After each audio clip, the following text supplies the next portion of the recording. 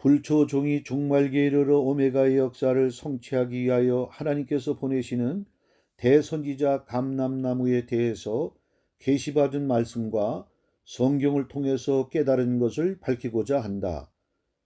자, 그러면 감람나무 선지자에 대해서 서술문 형식으로 답변을 드리도록 하겠습니다.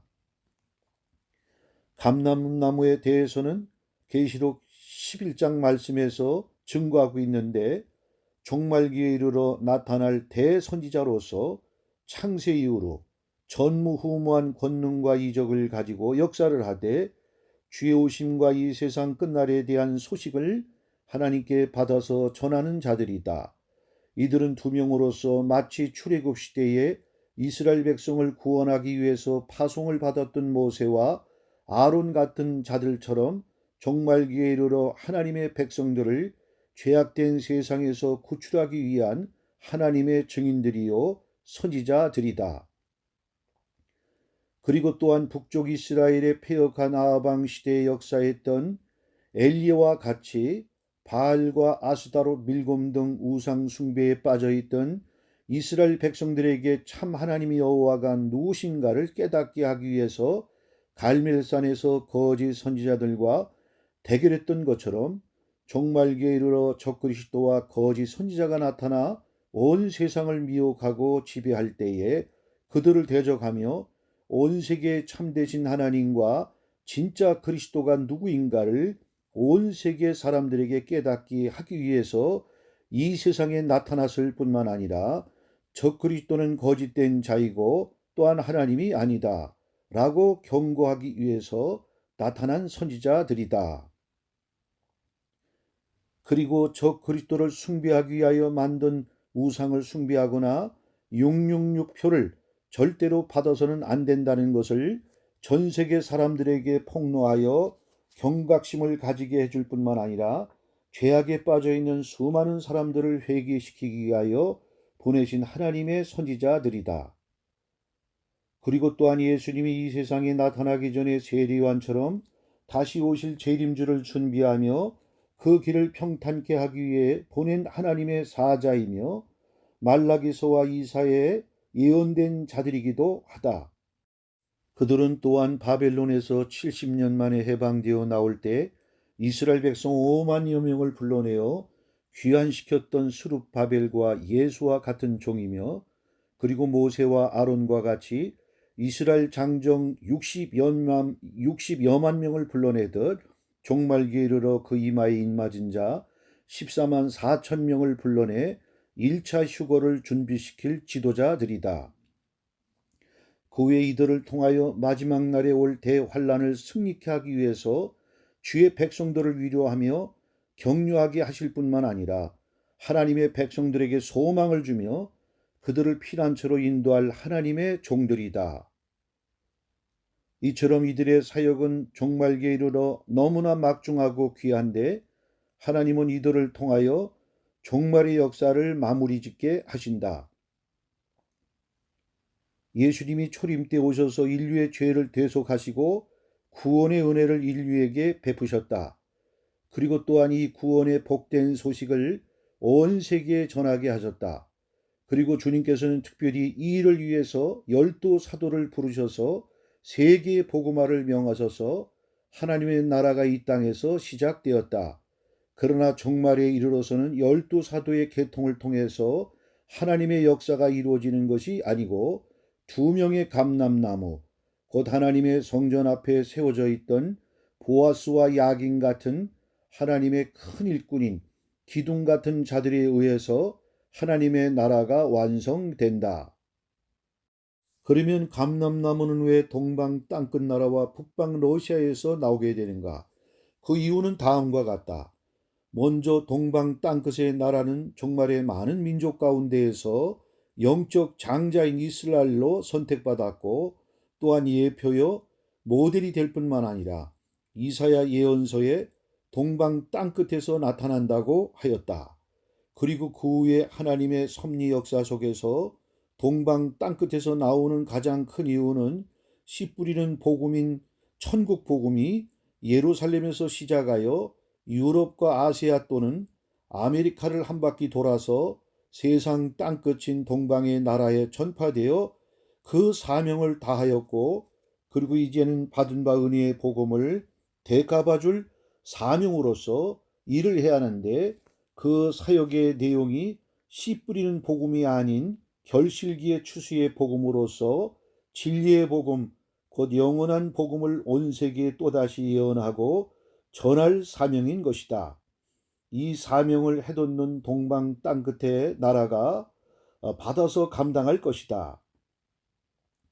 성막과 성전의 문은 동쪽으로 열려 있어 재림주는 동문으로 들어오신다.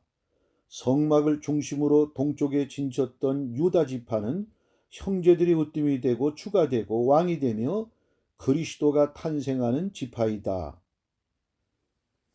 동방에 에덴 낙원이 있었다.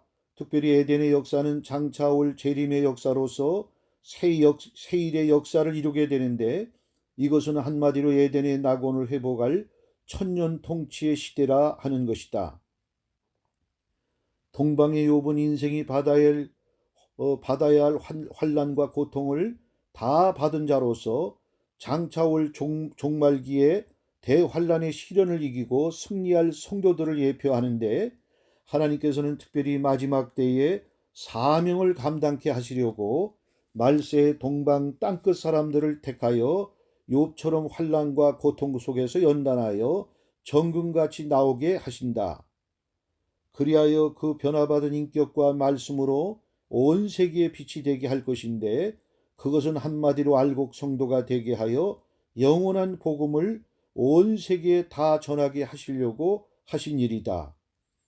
또한 동방 사람 아브라함을 불러서 가나안 땅으로와 언약을 성취하게 하신다.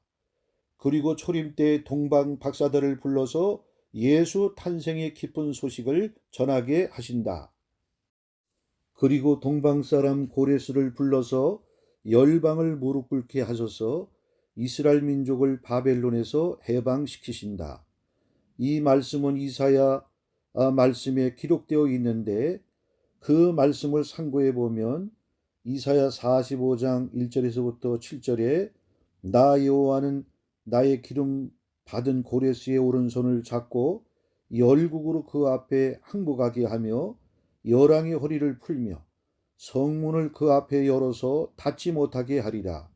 내가 고레스에게 이르기를 내가 내 앞서 가서 험한 곳을 평탄케 하며 논문을 쳐서 부수며 쇠빗장을 꺾고 네개 흑암 중에 버와 은밀한 곳에 숨은 재물을 주어서 너로 너를 지명하여 부른 자가 나 여호와 이스라엘의 하나님인 줄을 알게 하리라. 내가 나의 종 야곱 나의 택한 이스라엘을 위하여 너를 지명하여 불렀나니 너는 나를 알지 못하였을지라도 나는 내게 칭호를 주었노라. 나는 여호와라. 나 외에 다른 이가 없나니 나밖에 신이 없느니라. 너는 나를 알지 못하였을지라도 나는 내 띠를 동일 것이요 해 뜨는 곳에 서든지 지는 곳에 서든지 나밖에 다른 이가 없는 줄을 무리로 알게 하리라. 나는 여호와라. 다른 이가 없느니라. 나는 빛도 짓고 어둠도 창조하며 나는 평안도 짓고 환난도 창조하나니 나는 여호와라. 이 모든 일을 행하는 자니라 하였노라 라고 말씀하셨다. 이처럼 시작도 동방의 역사이고 종말의 역사도 동방의 역사이다. 또 동방의 역사는 해돋는 곳에서 나오는 광선의 역사, 빛의 역사이다. 특별히 감람나무 열매는 기름을 짜서 등잔에 불 밝히는 원료가 된다. 특히 감람나무 사역을 예표하는 스가랴 4장의 말씀에 보면 7등대 좌우에 감람나무가 있어 등잔에 기름을 공급해 주고 있다. 자, 그러면 스가랴 4장의 말씀을 살펴보자. 스가랴 4장 2절에서부터 7절에 그가 내게 묻되 내가 무엇을 보느냐? 내가 대답하되 내가 보니 순금등대가 있는데 그 꼭대기에 주발 같은 것이 있고 또 그 등대에 7 등잔이 있으며 그 등대 꼭대기 등잔에는 7 관이 있고 그 등대 곁에 2 감람나무가 있는데 하나는 그 주발 우편에 있고 하나는 그 좌편에 있나이다 하고 내게 말한 천사에게 물어 가로되 내 주여 이것들이 무엇이니까? 내게 말한 천사가 대답하여 가로되 내가 이것들이 무엇인지 알지 못하느냐? 내가 대답하되 내 주여 내가 알지 못하나이다. 그가 내게 일러 가로되 여호와께서 스룹바벨에게 하신 말씀이 이러하니라. 만군의 여호와께서 말씀하시되 이는 힘으로 되지 아니하며 능으로 되지 아니하고 오직 나의 신으로 되느니라. 큰 산아 내가 무엇이냐? 내가 스룹바벨 앞에서 평지가 되리라. 그가 머릿돌을 내어 놓을 때에 무리가 외치기를 은총 은총이 그에게 있을지어다 하리라 하셨고, 또한 스가랴 4장 11절 14절에 내가 그에게 물어 가로되 등대 좌우의 두 감람나무는 무슨 뜻이니까 하고 다시 그에게 물어 가로되 금기름을 흘러내는 두 금관 옆에 있는 이 감람나무 두 가지는 무슨 뜻이니까? 그가 내게 대답하여 가로되 내가 이것이 무엇인지 알지 못하느냐? 대답하되 내 주여 알지 못하나이다. 가로되 이는 기름 발리온 자 둘이니 온 세상의 주 앞에 모셔 섰는 자니라 하더라 라고 하셨다.